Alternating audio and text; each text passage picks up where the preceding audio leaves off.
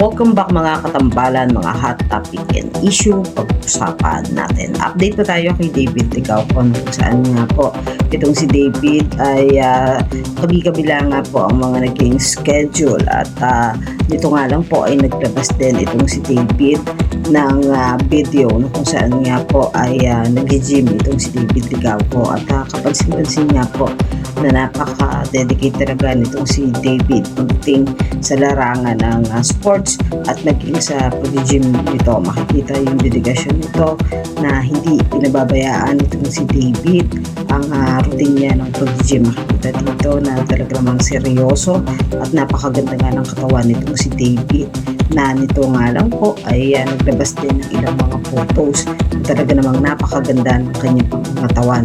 At nito lang din ay nag-guest nga itong si David sa It's Showtime at magkasunod nga sila nitong si Barbie Fortesa. Pagamat hindi naman sabay na rumampa itong si David sa nakaraang anniversary ng GMA at si Barbie ay nagbatian naman ang dalawa doon sa naganap na anniversary. At ngayon nga po sa latest post itong si David ay nakasakay nga po ito sa angkas kung saan nga po ay may nakalagay at traffic kasi.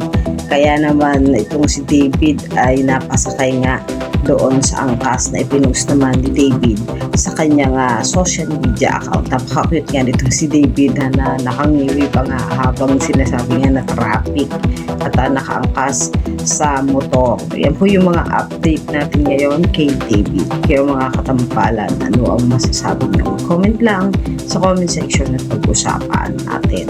Yan ang mga hot topic and issue dito lamang sa Tambalang JK.